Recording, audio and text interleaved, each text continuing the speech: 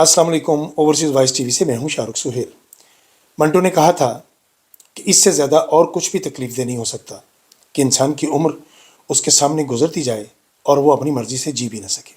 देखिए, ज़िंदा रहने में और जीने में बड़ा फ़र्क होता है।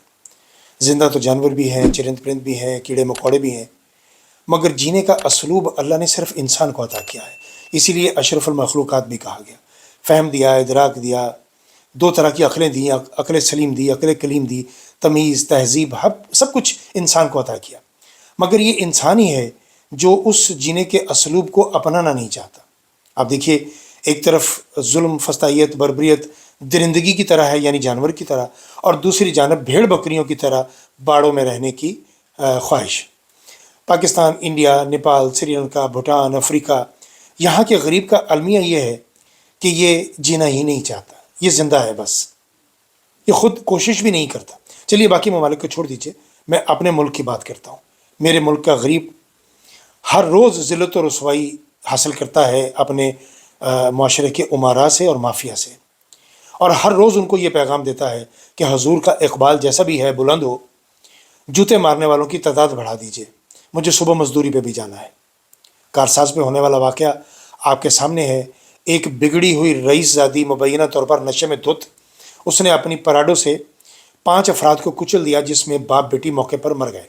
मर ही जाना चाहिए था। गरीब चूँकि सिसक कर जीने के लिए पैदा हुआ है, लिहाजा उसको मर ही जाना चाहिए। आज उनकी बारी थी तो कल किसी दूसरे की बारी आ जाएगी। आप देखिए, गरीबों की सवारियाँ यानी बड़ी बड़ी वो पुरानी बसें आज भी खाइयों में गिर जाती हैं। साइकिल सवार को कार वाला कुचल देता है, मोटरसाइकिल वाले को पराडो वाला कुचल देता है, कार वाले को बस वाला कुचल देता है। क्या आपने कभी सुना है कि कुचलने वाले को फ़लाँ को इतनी सज़ा हुई?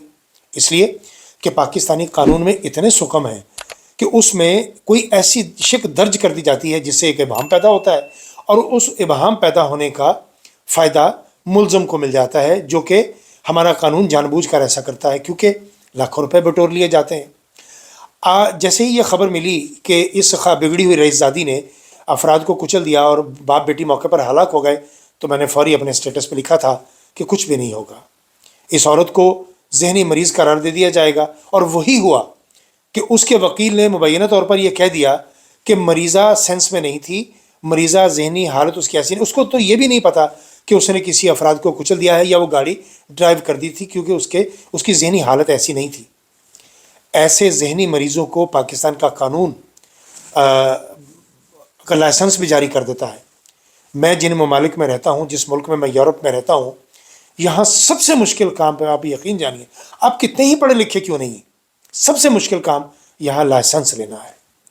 एक तो हज़ारों यूरोज़ लगते हैं, जिस मुल्क की करेंसी जैसी है वहाँ, जिन मुल्क में स्कैंडिनेविया में क्रोन्स चलते हैं वहाँ लाख क्रोन लग जाता है, पाकिस्तानी तकरीबन 25-30 लाख रुपया एक लाइसेंस लेने के लिए। आपको थ्योरी पढ़नी पड़ती है, फिर आपको प्रैक्टिकल देना पड़ता है। अगर आप थ्योरी में कामयाब हो जाते हैं तो प्रैक्टिकल में फ़ेल हो जाते हैं, आप अगर प्रैक्टिकल में पास हो जाते हैं तो थ्योरी में फ़ेल हो जाते हैं। यानी 2-3 बार अटैम्प्ट करने के बाद फिर जाके आपको लाइसेंस मिलता है। जहाज़ का लाइसेंस लेना यहाँ आसान है, गाड़ी का लाइसेंस लेना मुश्किल है। लेकिन पाकिस्तान में हर उस शख्स को लाइसेंस मिल जाता है जो 3 टाइम चरस पीता है।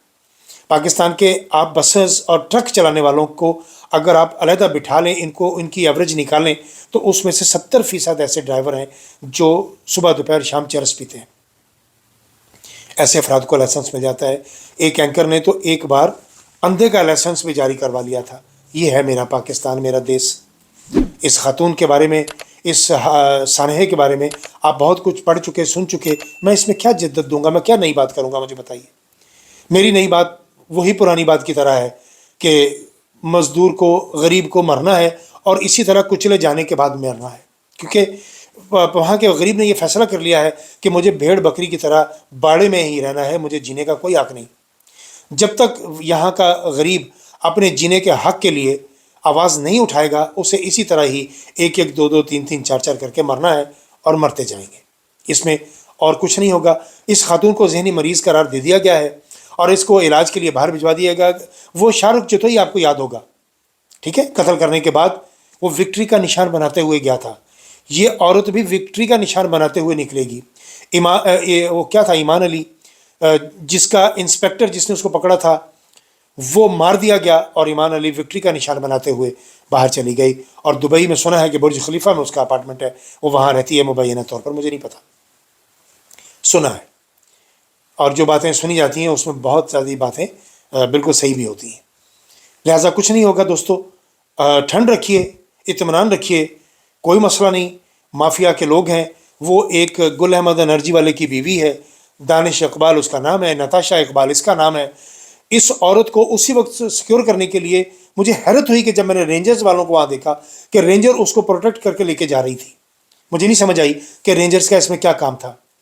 یہاں پر اگر کوئی مرد ہوتا تو مجھے یقین ہے اس کی گاڑی کو آگے بھی لگا دی جاتی، اس کو مار مار کر مار دیا جاتا، لیکن پاکستان میں پھر بھی دیکھیے عورت کا کتنا احترام ہے کہ لوگوں نے اس عورت کو کچھ کہا نہیں۔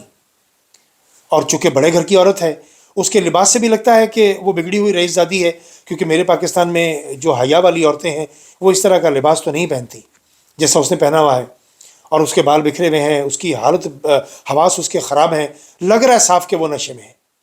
تو امیر زادیاں تو ایسی ہی ہوتی ہیں دوستوں، لیکن آپ اطمینان رکھیے، ابھی پتہ نہیں کس کی باری کب آئے گی۔ خیر چھوڑیے اس بات کو یار، بہت دل خراب ہے، آپ یقین کیجیے۔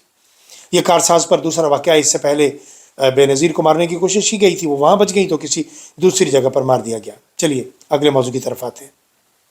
نصور لیگ کے ایک بیرسٹر عقیل ہیں، عام طور پر آپ ان کو ٹی وی پہ دیکھتے ہیں، کچھ زیادہ عرصہ نہیں ہوا ان کو میڈیا پہ وارد ہوئے ہوئے۔ فرماتے ہیں کہ میں آج تک یہ نہیں سمجھ پایا کہ بانی پی ٹی آئی کے ساتھ عوام اتنا بے لوث عشق کیوں کرتی ہے، بے لوث محبت کیوں کرتی ہے، اس پیار کی میں وجہ آج تک نہیں سمجھ پایا۔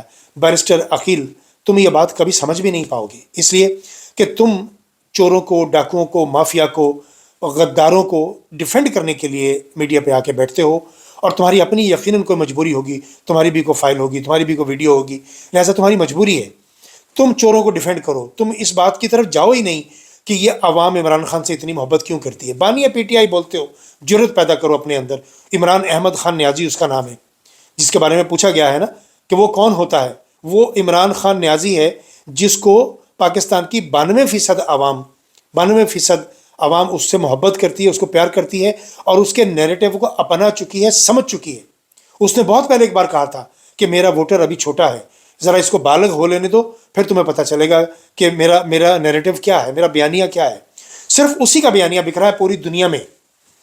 انٹرنیشنل میڈیا پہ 70% انٹرنیشنل میڈیا پہ عمران خان اس وقت چھایا ہوا ہے، اس لیے کہ آکسفورڈ یونیورسٹی کے چانسلر کے الیکشن میں اس کا شمار ہے۔ مجھے نہیں پتا کہ وہ جیتے گا کہ نہیں، میں نے سنا ہے کہ ایلیزا یا الینا نام کی کوئی خاتون ہے جو ایلیزا، وہ ہاٹ فیوریٹ ہیں۔ ڈاکٹر محیط پیرزادہ نے بھی اس حوالے سے بڑی ڈیٹیل بات کی ہے، اور بالکل سچی بات کی ہے کہ ہم لوگ تھوڑا گلیمرائز زیادہ کر دیتے ہیں چیزوں کو، اس کو وہاں کی کمیٹی قبول کرتی ہے کہ نہیں کرتی، اور الیکشن کے بعد بھی کیا وہ اس کو قبول کرتی ہے کہ نہیں کرتی، یہ ایک علیحدہ بات ہے۔ لیکن وہاں چونکہ جمہوریت ہے، صحیح ڈیموکریسی ہے، اگر عمران خان الیکشن جیت گیا تو پھر وہی ہوگا آکسفورڈ یونیورسٹی کا چانسلر۔ سو بیرسٹر عقیل کو میرا خیال ہے کہ اس سے زیادہ اور کوئی پیغام نہیں دیا جا سکتا کہ تم نہیں سمجھ پاؤ گے، تم اس عشق کو، اس محبت کو نہیں سمجھ پاؤ گے۔ پاکستان کے ساتھ، کلمے کے ساتھ، کلمے کی اہمیت کے ساتھ کسی شخص نے اگر یہ چیز عوام کے دلوں میں اتاری ہے، اسلاموفوبیا کے بارے میں توجہ دلائی ہے، تو اس کا نام عمران احمد خان نیازی ہے۔ تم لوگ اس کے قد کے نہیں ہو، تم لوگ بہت بونے ہو، بہت چھوٹے ہو، تم وہاں تک نہیں پہنچ سکتے۔ تمہاری مجبوری ہے کہ تم چوروں ڈاکوؤں کا دفاع کرو، اور اس سے زیادہ تمہاری اوقات بھی نہیں ہے تم کو اس بارے میں کوئی بات کر سکو۔ عرفان صدیقی جو پپٹ ہیں، نواز شریف کے غلام ہیں، اپنے آپ کو بہت دانشور سمجھتے ہیں، اور ان کا شمار بھی انہی دانشوروں میں ہوتا ہے جن کی وجہ سے پاکستان کی معیشت بڑھ گئی۔ ان دانشوروں کی وجہ سے پاکستان بڑھ گیا، یہ وہی دانشور ہیں۔ عرفان صدیقی نے اپنا ایک پرانا کالم پھر دوبارہ سے اس کو نیا کیپشن دے کے، ظاہر ہے نئی بات کہنے کے لیے وقت چاہیے، اور کچھ کہنے کے لیے بلکہ کچھ سچی بات بھی چاہیے۔ جھوٹ بول بول کر پاگل ہو چکے یہ سارے بڈھے کھسوٹ جتنے بھی ہیں، لیکن ان کا رزلٹ پھر بھی نہیں ملا، اور نواز شریف اور اس کی بیٹی اور یہ سب روزانہ ذلت و رسوائی سمیٹ کر گھر چلے جاتے ہیں، اور یہ سمجھ رہے ہیں کہ ہم بہت کام کر رہے ہیں۔ جو عورت ایک لائن نہیں لکھ سکی اور کا اور کیکی کا کتنا تمسخر اڑایا جا رہا ہے، آپ دیکھیے۔ جس محفل میں کھڑی ہوتی ہے، جس پروگرام میں جاتی ہے، کوئی ایسا جملہ ضرور تھرو کر دیتی۔ عمران خان نے ٹھیک کہا تھا کہ یہ ہماری 12ویں کھلاڑی ہے، یہ ہمارے فائدے کے لیے کام کرتی ہے۔ اس وقت ناصور لیگ پوری کی پوری عمران خان کے فائدے کے لیے کام کر رہی ہے. سو عرفان صدیقی نے یہ کہا اپنے کالم میں، اس کا عنوان تھا کہ دھند گہری ہو رہی ہے، 9 مئی کا عنوان لے کے، اور اس نے پی ٹی آئی کو یعنی فسادی قرار دیا. اس میں پی ٹی آئی کو ملبہ ڈال دیا سارے کا سارا 9 مئی کا اس پر. حالانکہ عرفان صدیقی جانتا ہے کہ 9 مئی میں رانا ثناء اللہ، نواز شریف، شہباز شریف، مریم، اور یہ آئی جی پنجاب عثمان، اور وہ محسن نقوی، مبینہ طور پر یہ سارے لوگ اس میں شامل ہیں. یہ ان کا کیا دھرا ہے، یہ ان کا پلان ہے، یہ لندن پلان کے مطابق ہوا ہے جو بھی ہوا ہے. عمران خان کا اس میں کچھ لینا دینا نہیں ہے، پی ٹی آئی کا اس میں کچھ لینا دینا نہیں ہے. یہ جتنے بلوائی تھے یہ سارے ناصور لیگ کے گلو بٹ تھے، یہ گنڈے تھے. لہٰذا اس نے اپنے دوبارہ کالم پھر ایک کو عنوان دیا ہے کہ کیا، پہلا تھا کہ دھند گہری ہو رہی ہے، اور اب کہا ہے کہ کیا دھند چھٹنے لگی ہے. جی دھند چھٹنے لگی ہے. عوام کے ذہنوں پر جو دھند تھی تم لوگوں کی، تم لوگوں کے جھوٹ کی، وہ اب چھٹنے لگی ہے. اب سچائی باہر ابھرنے لگی ہے، اور یہ سچائی اب ابھر کر ہی رہے گی. حق اور باطل کی جنگ میں حق کو ہی فتح ملنی ہے. اور وہ جو کہا جا رہا ہے کہ عمران خان کون ہے، تو وہ عمران احمد خان نیازی ہے، جس کو بالآخر اس ملک کا حکمران بننا ہے، اور وہی اس کی سمت درست کر سکے گا. باقی آپ سب لوگ اس کے سامنے بونے ہو، عرفان صدیقی ہو، اطال ہو، قاسمی ہو، مجیب الرحمان شامی ہو، افتخار احمد ہو، یا اس طرح کے کچھ اور بھی جو بھی نوٹنکیاں ہیں، یہ سارے کے سارے ان کا نیریٹو اب نہیں بکے گا. اگر نیریٹو بکے گا تو صرف عمران احمد خان نیازی کا. ابھی تک کے لیے اتنا ہی، باقی باتیں اگلے ولاگ میں.